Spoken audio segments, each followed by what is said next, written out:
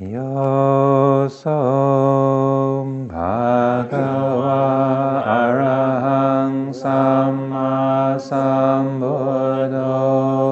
To the Blessed One, the Lord, who fully attained perfect enlightenment, Savakato Yena Bhagavata Dhammo.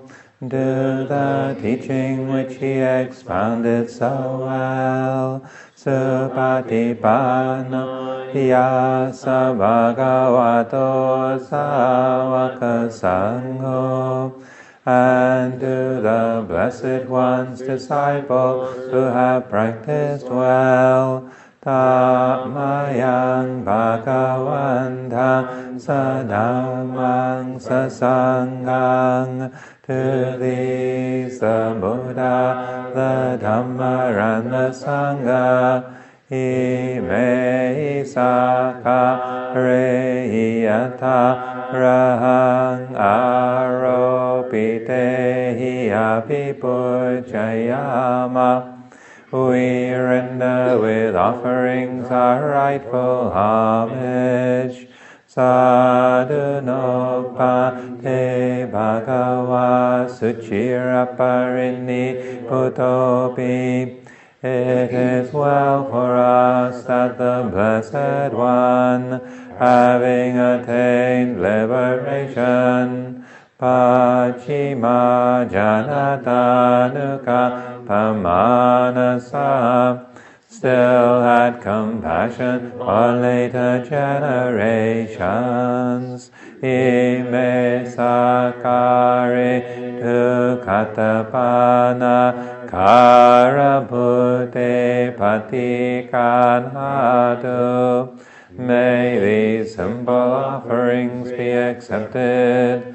Hamhakang digaratang hitai sukhaya, for our long-lasting benefit and for the happiness it gives us. Arahang Samma Sambuddho Bhagava. The Lord, the perfectly enlightened and blessed One, Buddhang Bhagavantang Abhivademi. I render homage to the Buddha, the Blessed One. Savakato Bhagavata Dhammo. The teaching so completely explained by him, Dhammang namasami. I bow to the Dhamma. Supatipanno Bhagavato Savaka Sangho.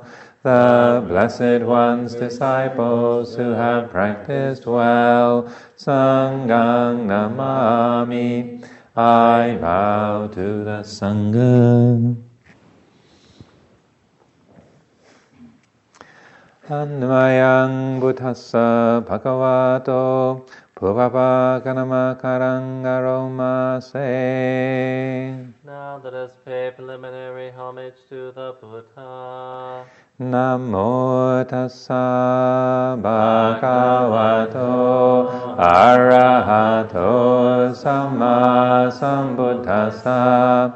Namo tassa bhagavato arahato samma sambuddhassa. Namo tassa bhagavato arahato samma sambuddhassa. Homage to the blessed, noble, and perfectly enlightened One. Homage to the blessed, noble, and perfectly enlightened One. Homage to the blessed, noble, and perfectly enlightened One. Annamayang Buddha Vituting Aroma Se. Now let us chant in praise of the Buddha. Yoso Tathagato Arahang Samma Sambuddho. The Tathagata is the pure one, the perfectly enlightened one. Vicha Charana Sambhano. He is impeccable in conduct and understanding. Sugato, the accomplished one. Lokavidu, the knower of the worlds. Anuttaro Purisa Dhammasarati. He trains perfectly those who wish to be trained. Sata Deva Manusanang. He is teacher of gods and humans. Buddho Bhagava. He is awake and holy. Yo imang lokang satevakang samarakang sabramakang. In this world with its gods, demons, and kind spirits, Sasamana Brahmaning Pachang Satewa Manusang Sayang Abinya Sachikatawa Pavedesi. Its seekers and sages, celestial and human beings, he has by deep insight revealed the truth. Yo Dhamma Desesi Adi Kalayana Mache Kalayanang Pariyo Sana Kalayanang. He has pointed out the Dhamma, beautiful in the beginning, beautiful in the middle, beautiful in the end. Satang Sapiyanjana Kevala Paripurnang Parisudang Brahmacharya Pakasesi. He has explained the spiritual life of complete purity in its essence and conventions. Tamahang Bhagavantang Abhipujayami. Tamahang Bhagavantang Sirasa Namami. I chant my praise to the Blessed One. I bow my head to the Blessed One. Anvayang Dhamma Bituting Aroma Se. Now let us chant in praise of the Dhamma. Yoso Soakado Bhagavata Dhammo. The Dhamma is well expounded by the Blessed One.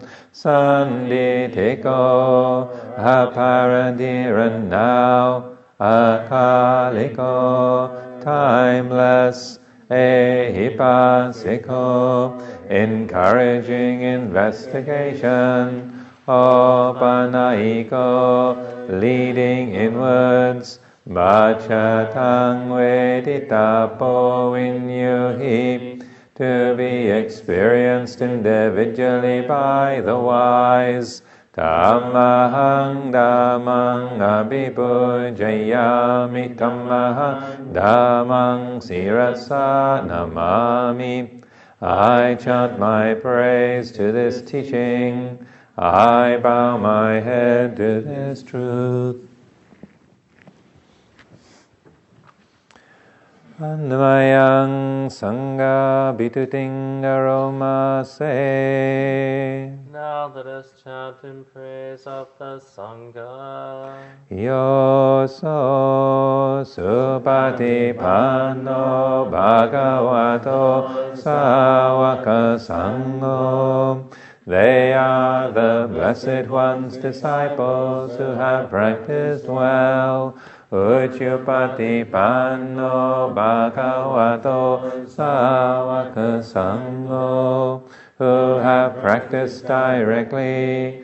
Nyaya Patipano Bhagavato Savaka Sangho, who have practiced insightfully. Samichi Patipano Bhagavato Savaka Sangho, those who practice with integrity. Yadidang Chattari Purisa Yukani Yata Purisa Pugala. That is the four pairs, the 8 kinds of noble beings. Esa Bhagavato Savaka Sangho. These are the Blessed One's disciples. Ahunayo, such ones are worthy of gifts. Pahunayo, worthy of hospitality. Dakinayo, worthy of offerings. Anjali Karaniyo, worthy of respect.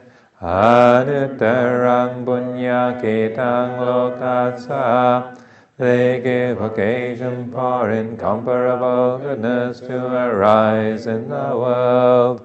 Tamahang sangang apipujayami, tamahang sangang sirasa namami. I chant my praise to this Sangha. I bow my head to this Sangha.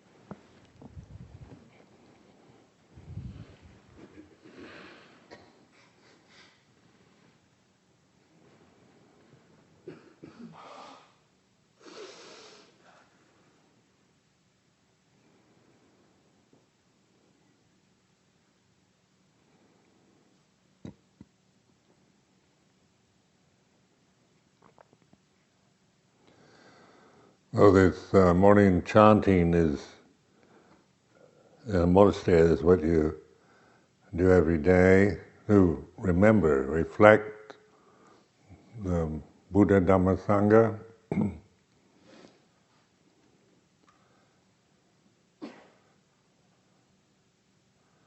So this, like a religious convention,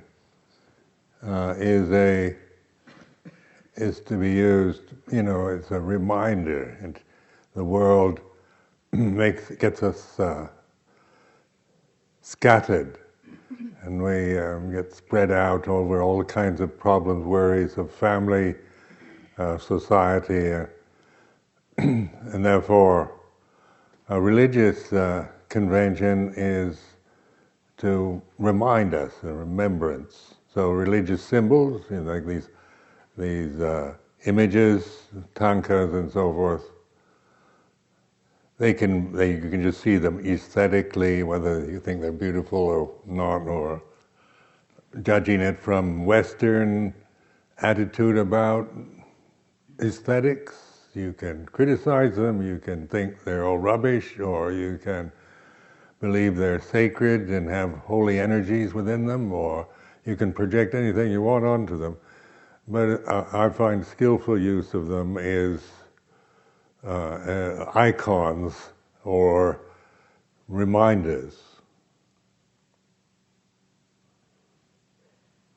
So there's just this simple word Buddha, a Buddha rupa, Bhutto, over 40 years of Bhutto, Buddha, that word itself immediately brings me, no matter how scattered I might be in the present, that just the image, Buddha image, or the word Buddha or Bhutto. It's a way of using a word, that to center, to remind yourself, to remember. So sati, mindfulness, is a kind of remembering, here and now, apparent here and now, timeless. The Dhamma is here and now. It's not about finding it in the future. Bhutto, Buddha, is here and now. Dhamma is here and now. Sangha is here and now. These are not meant to be ceremonial habits or just ideas of, some kind of abstractions or energies, or projecting onto these words all kinds of different meanings, but to use them so they actually help remind you. Awake here and now, seeing, knowing Dhamma rather than being caught up in one's personal scenario.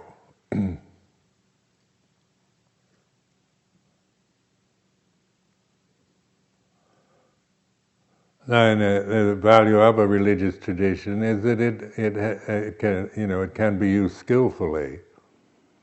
It can be perfunctory, or used as as just some kind of intellectual thing, some kind of custom, cultural habit.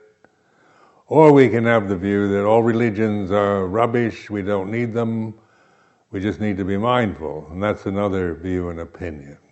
So there's all kinds of, you can have the view you have to be a Buddhist to get enlightened, or you don't need images, conventions, just be awake and aware. And these are true but not right kind of statements.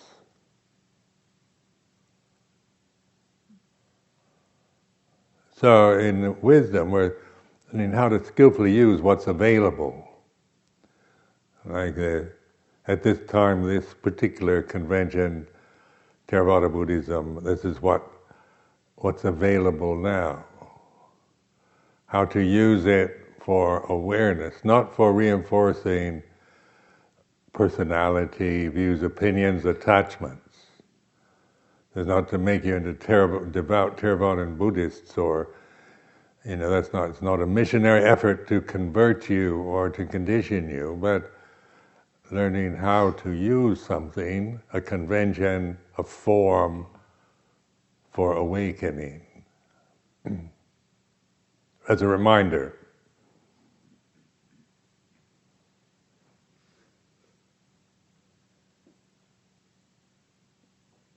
So now just sit and observe the way it is.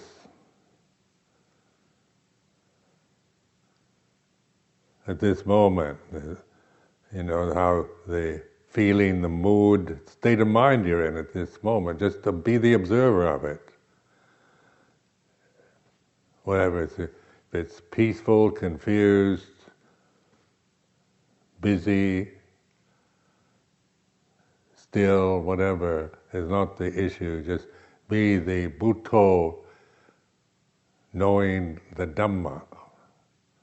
Be one who knows the knowing of the Dhamma, no longer, and seeing that the person with the problem is a creation that you create into your consciousness.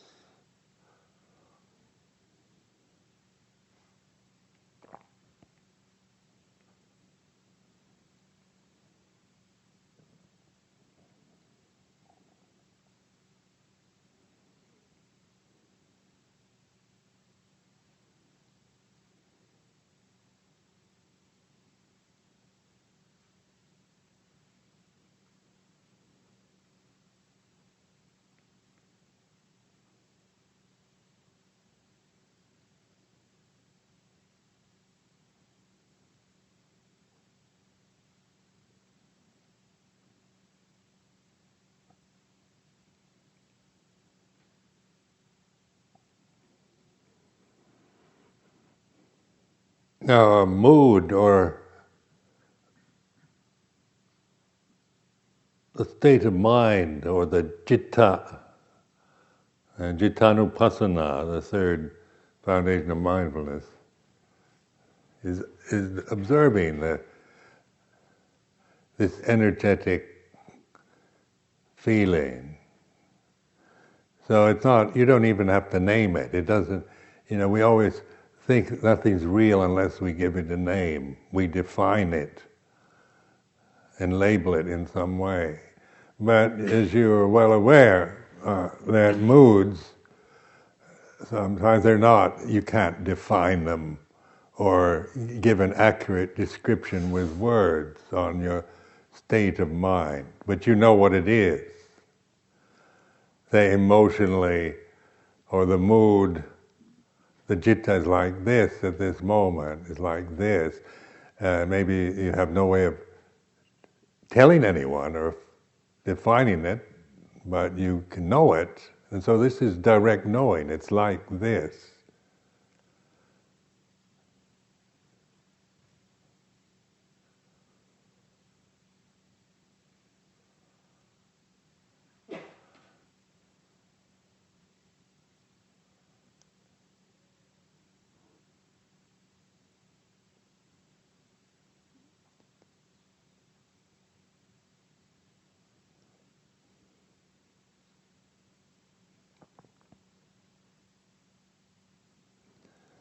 And you can also see your thinking mind, your intellect coming in to make comments about it, whether it's a good mood, a bad mood,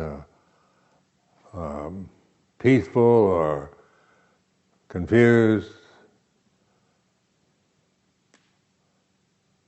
You want to, this always wanting to define, to name, to label, make it real on the conceptual level because you don't trust the intuitive sense.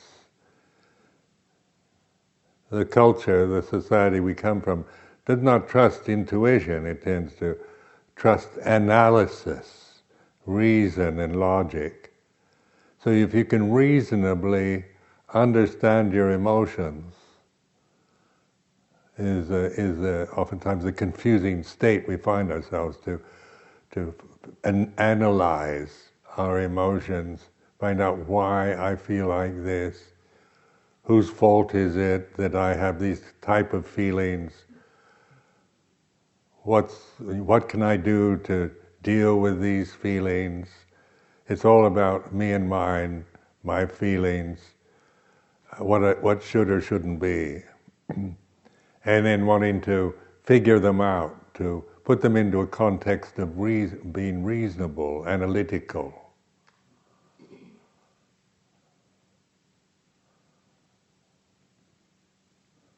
But emotions are not reasonable. They cannot never be reasonable emotions. Reason is about thinking. Thinking is not feeling. Thoughts have no sensitivity whatsoever. So when you're attached to thinking, you lose your sensitivity. You can be. That's why people that are gifted with, with great thinking abilities oftentimes don't feel very much because their whole world is based on concepts, ideas, creation, human creations that may be very intelligent, very reasonable, but does any of your thoughts, do they have any feelings at all? Mine don't. Because feeling is not thinking. It's not about thinking. It's this way. It arises and ceases according to the conditions.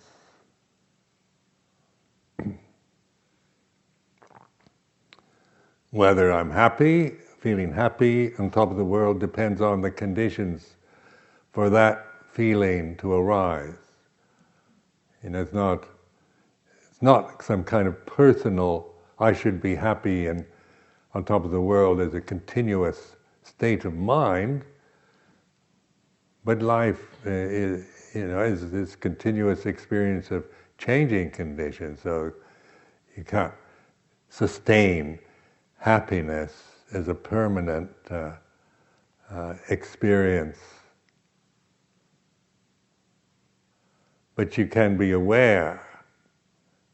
Awareness is self-sustaining. It's not personal, and you're aware of the conditions as they change.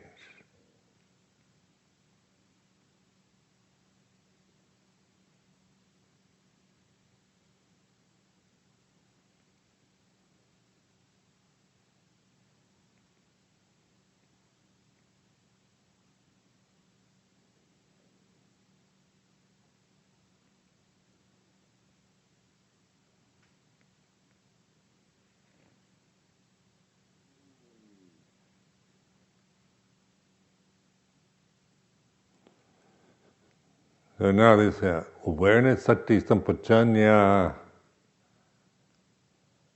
embracing awareness. So try to get a feeling for this. Notice this is open, receptive, listening, attention, but not necessarily choosing any object, just this wide embracing openness, receptivity. It's a relaxed state. You're not trying to get or find anything, it's an immanent reality of just trusting, opening, receiving life here and now.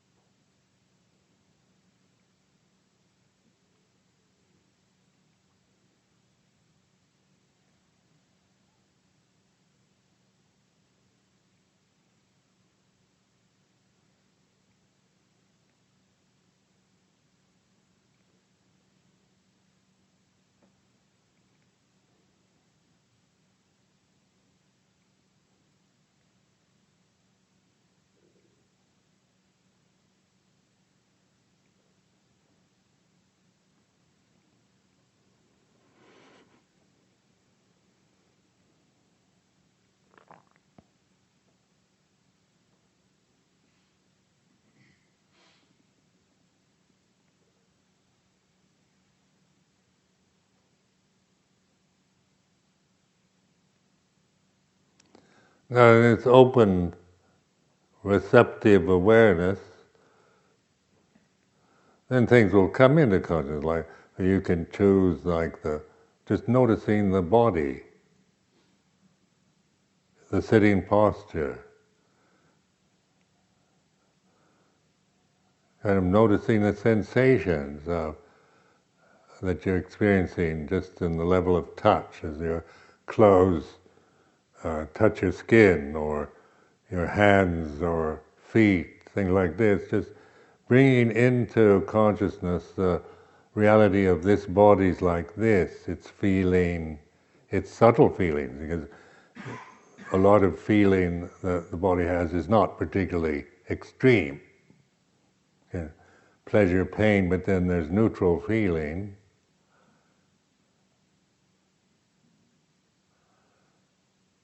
Allows you to just receive your body as it is. It's not about, how well you sit or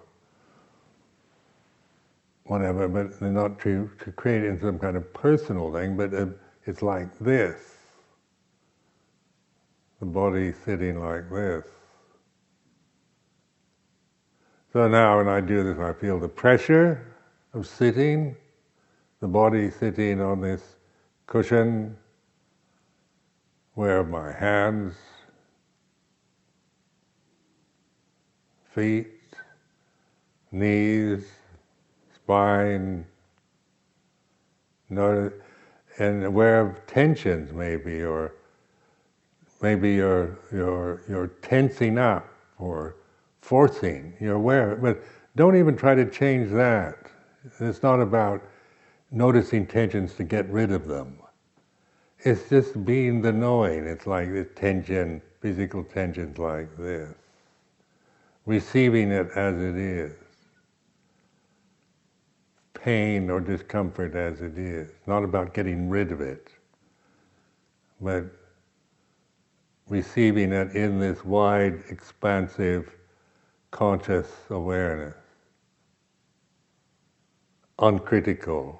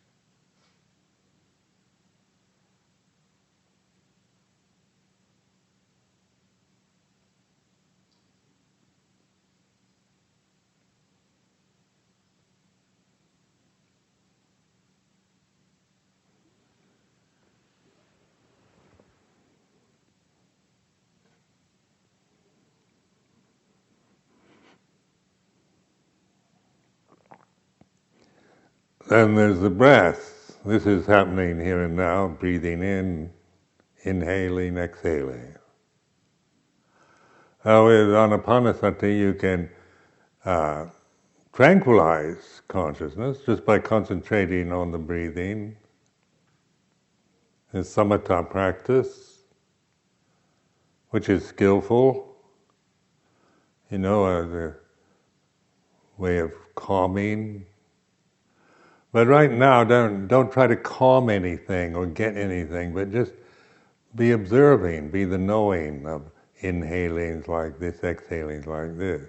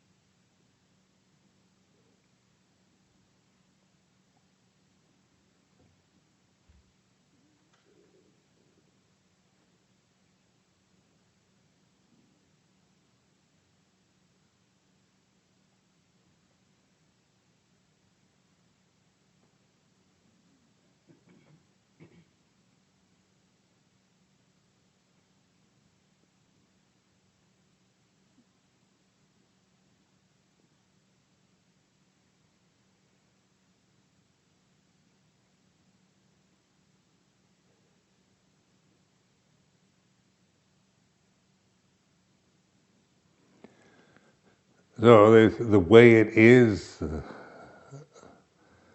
it's like this. This is a thought, but it's pointing. It's reminding you not that you're just receiving. You're not criticizing. It's not. It's not the way it is in a kind of resigned, negative resignation to misery. You can say, "Well, that's the way it is. Life is terrible. You just have to accept that life is a miserable experience. That's the way it is." That's not it. It's not negative resignation to misery or to anything, but it's a reminder that at this moment, whatever you're feeling, whether happy, sad, bored, sleepy, confused, angry, greedy, frightened, fed up, or whatever, is the way it is. It's like this.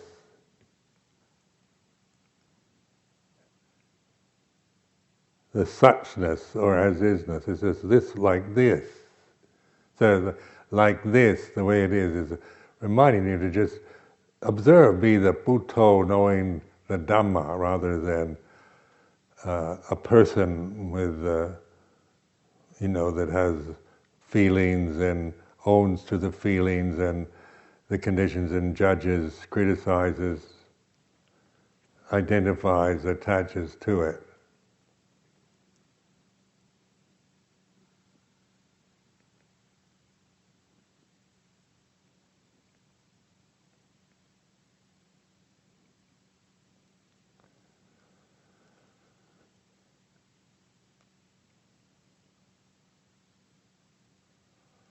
So in the scriptures, the Pali scriptures, the Buddha, after his enlightenment, referred to himself as the Tathagata.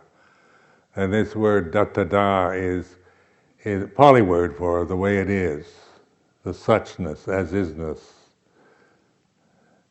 So the Buddha is no longer Prince Siddhartha, is no longer with a history, royal parentage, privileged background, no longer ascetic Gautama, the Superman ascetic of the time, with a history, success and failure and all that, but the way it is, that which is now, that which is present now, the Tathagata.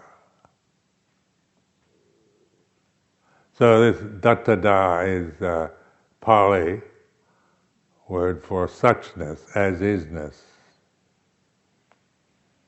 So a strong sense of person, of one's personality, one's emotions, can be very real for us. But also we can observe that, can't we? I can observe what I like and don't like, and what I want and what I don't want, and what I'm afraid of, what I'm threatened by. There's an awareness of it. When I feel upset, there's an awareness of being upset. Now, that awareness then is not trying to get rid of it or blame it on anybody, but it's seeing the way it is. Feeling upset is like this.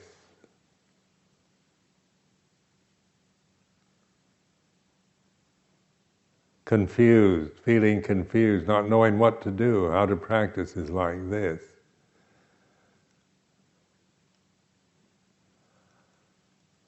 Feeling lonely and isolated is like this. I mean, whatever it is, whatever the mood or state of mind you're experiencing now is, it's non-judgmental, but it's receiving it. It's not saying how things should be, but the mood, the citta is like this.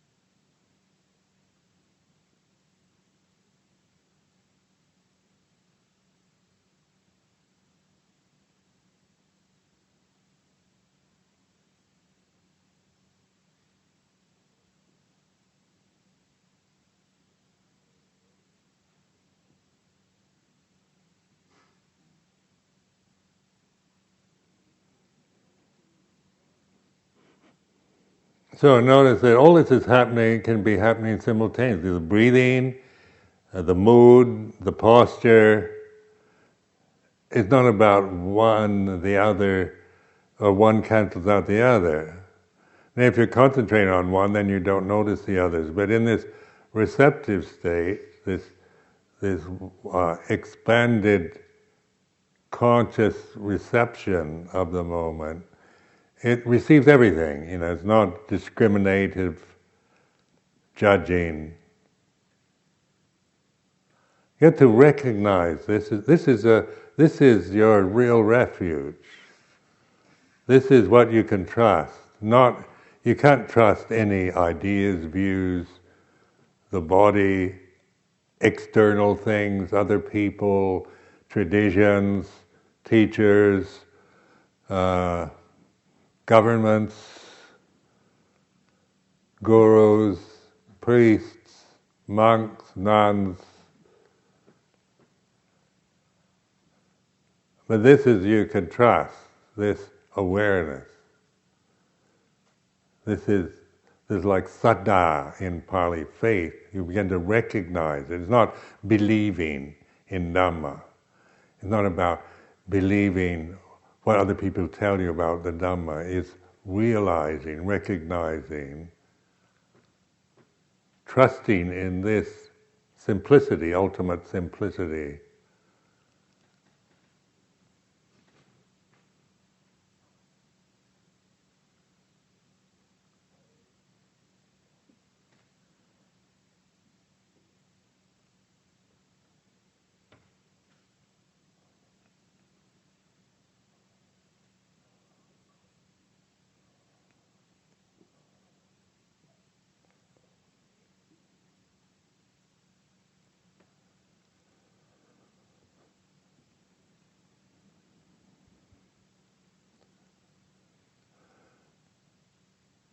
So the point is recognizing, awakened consciousness, awakened, informed with wisdom, is like this. So it's always with you. It's never kind of something you don't, that comes and goes according. It's whether you recognize it or realize it. That's all. Even when we've gone mad, there's still this consciousness, the purity of consciousness. You're totally crazy emotional state. The conditions have changed. So it's not that you've lost it, or you're condemned to madness forever because you're heedless, and you're going to be punished for being heedless. This is the old dualistic scenario again, isn't it? So, remembering, recognizing, cultivating this awareness. First you need to recognize it, recognize it's this.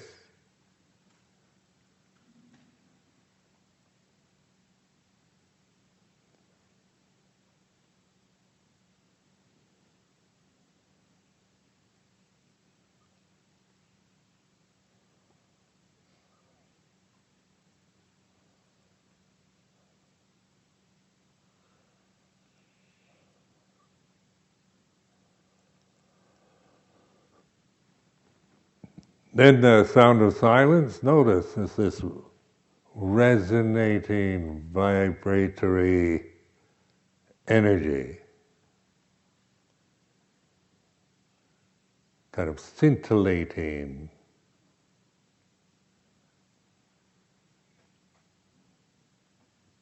like a stream. It doesn't seem to have any beginning or ending to it. But it's certainly here and now. I don't create it. It's not a, refined state of consciousness that depends on silence and stillness. It's just recognizable, recognizing. So these are what I use as reminders of the posture, the breath, sound of silence.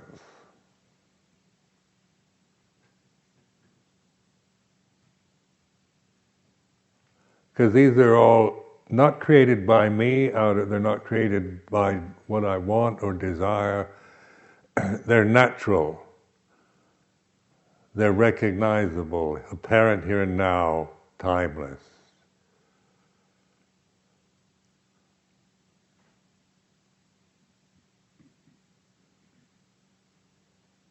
Consciousness. Then, when we do body contemplation, you're conscious of the posture. So that means that consciousness isn't in your head, is it? It's not about your brain. Because you're just aware, you're not, for example, right now I'm looking at all of you. You're not in my brain, but you're in consciousness. So the body is, aware of the posture of sitting is like this.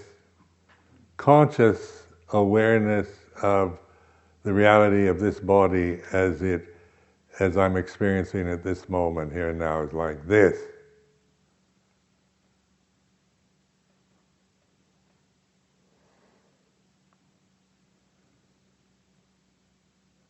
The breath, the mood,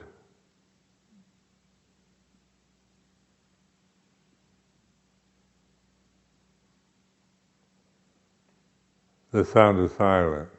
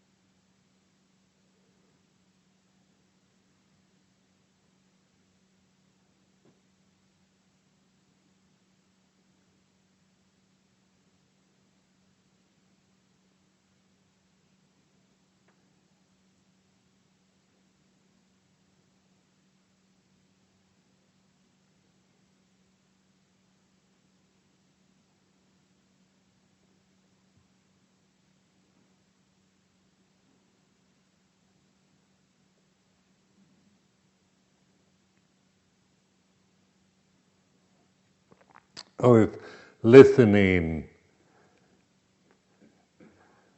to yourself thinking.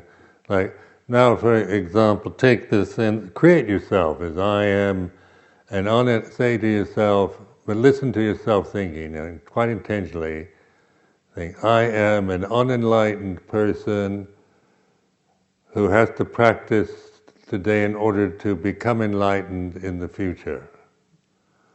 Now just keep thinking, observing yourself thinking that. I am an unenlightened person who's here to practice to become enlightened.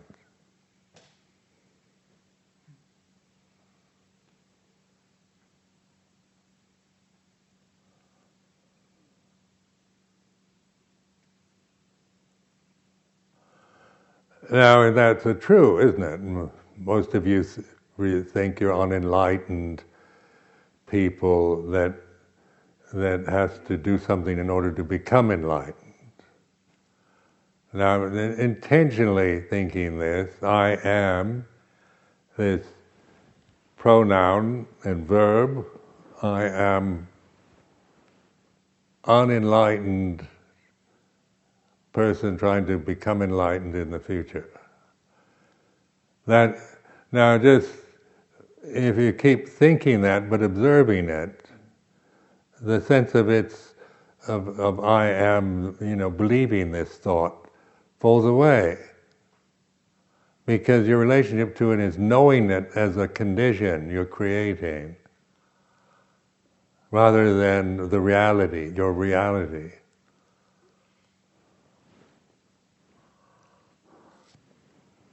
You start seeing that maybe you operate your whole life from this assumption. I am this person, I'm not good enough, I've got to clean up my act, I've got to make myself better, I've got to perfect myself, I've got to get rid of my negative feelings, and I've got to change. These are, this is all about being a person. Personality is like this. And not that it's wrong, and not judging it in terms of right or wrong, but we're putting it in the context, of Buddho Dhammo, of Buddha knowing the Dhamma. So that which is aware of, I am an unenlightened person here to practice to become enlightened in the future, the Buddha, the Buddho, is aware of this as a condition arising and ceasing. This thought, intentionally thinking this thought that you may believe in totally. You thoroughly believe that this is the truth. To tell you the truth, I am an unenlightened person, and I come here to Spirit Rock to practice in order to become enlightened, hopefully, but I don't know. I've done so many stupid things in my life, I don't know if there's any hope for me. And it goes on like that.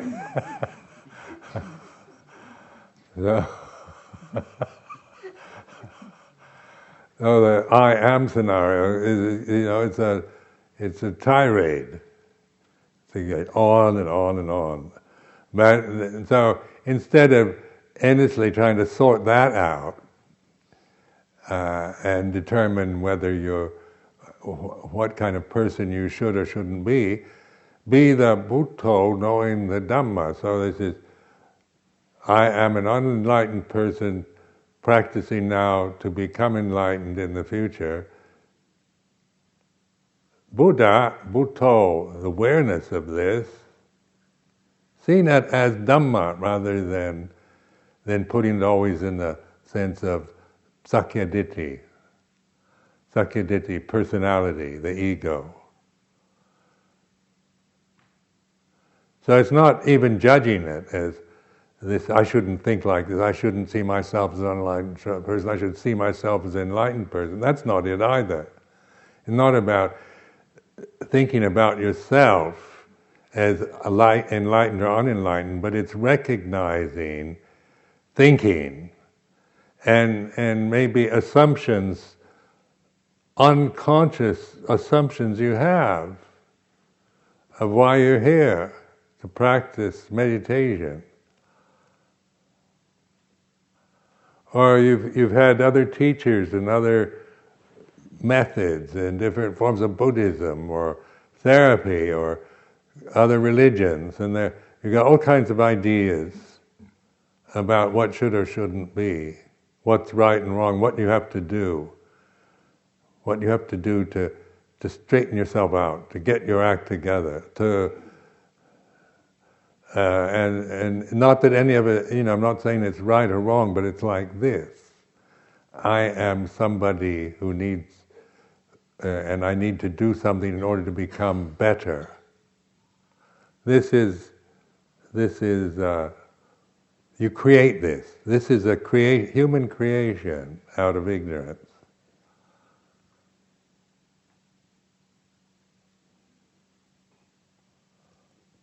And then we operate from this basic delusion. So now in teaching meditation, I go right to this is only the second day.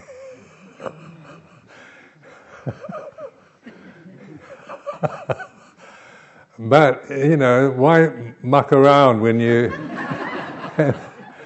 get right to the business of, you've got to develop jhanas, and you've got to get this kind of samadhi, and you have to keep the sila, and you have to, there's all kinds of things you've got to do, and you've got to have the right profession, right livelihood, you've got to be vegetarian, you've got to, and on, all the ideals that we might hold to about what we should be or do. Not that they're wrong, but they're still coming out of, I am somebody, I am this person, I need to do this, I've got to get that, and I've got to get rid of these bad thoughts, these childish emotions. I've got to get rid of anger and greed. I am an unenlightened person. I'm not making any pretense. I'll tell you the truth. I'm unenlightened. Let's be straight. I'm not trying to tell you. I'm just telling you the truth. I'm an unenlightened person practicing 42 years to become enlightened in the future. That would be a really miserable scenario, wouldn't it? 42 years in this robe, and I end up with this same stupid assumption that I started with.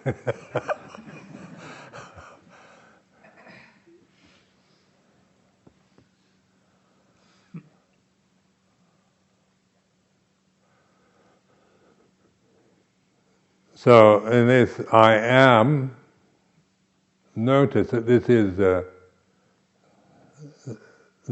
a statement of being. Fair enough, I am. There's a kind of announcement using language to announce the presence of being in individual consciousness moment. Then that isn't, still it's not personal, is it? It's not about I am anything at all. It's I am, and then there's I am Ajahn Sumedho. Then it separates me. I have a name. I have a history.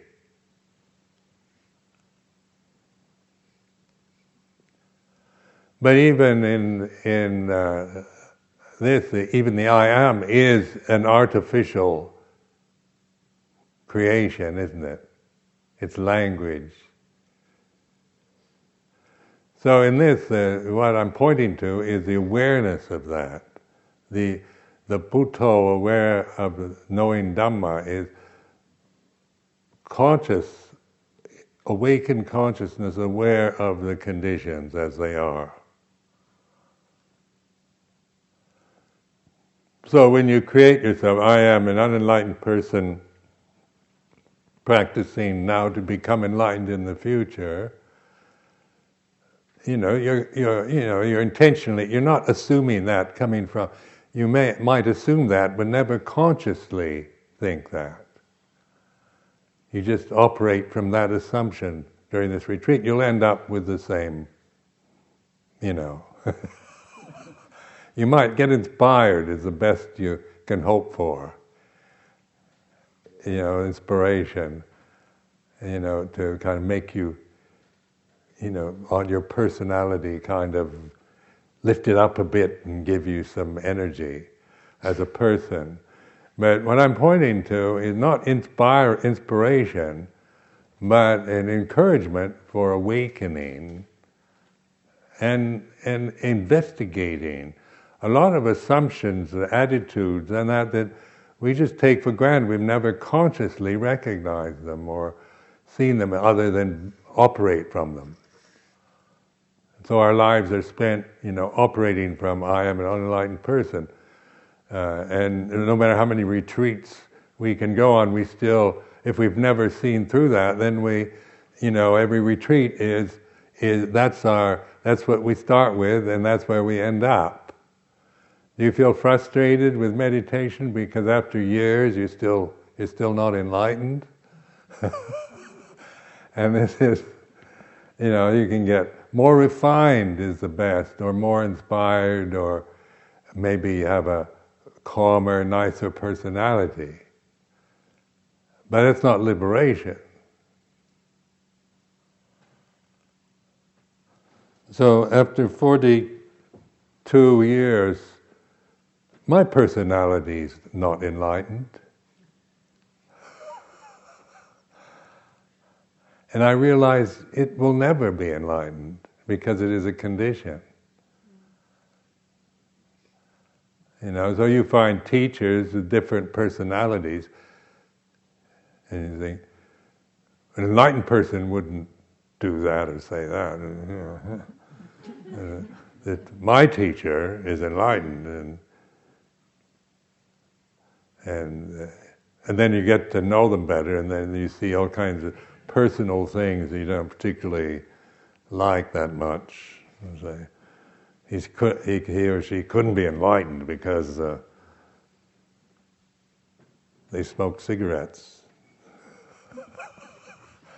or they eat meat, or I've heard them show anger. An enlightened person never get angry.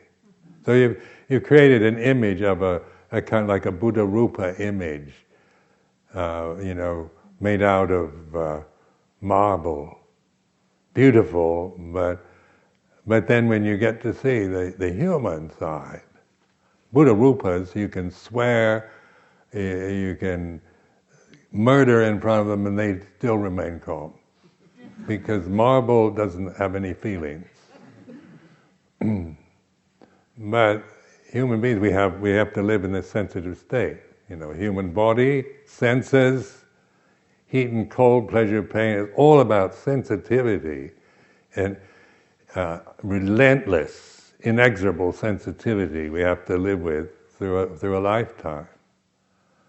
So it's not about making ourselves into a beautiful marble image.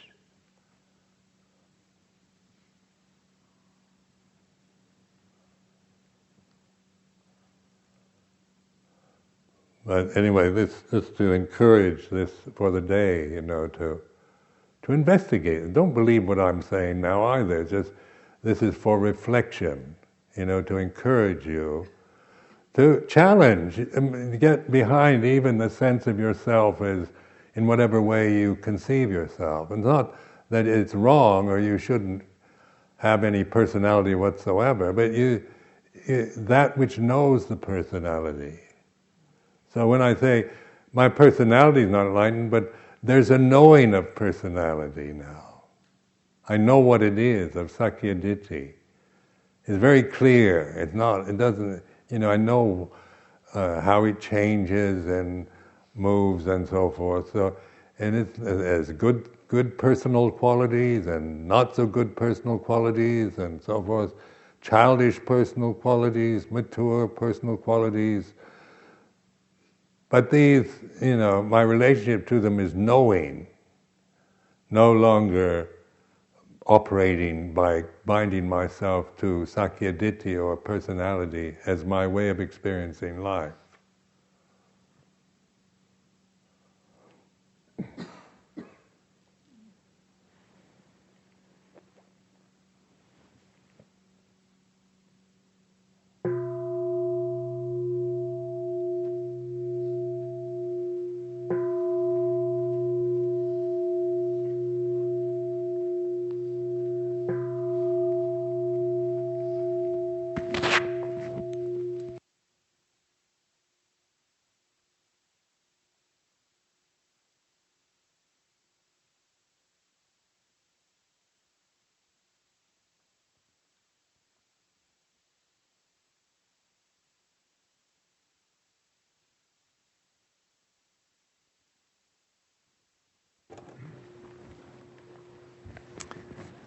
Arahang Samma Sambuddho Bhagava, the Lord, the perfectly enlightened and blessed one, Buddhang Bhagavantang Abhivademi. I render homage to the Buddha, the blessed one. Savakato Bhagavata Dhammo, the teaching so completely explained by him, Dhammang Namasami, I bow to the Dhamma.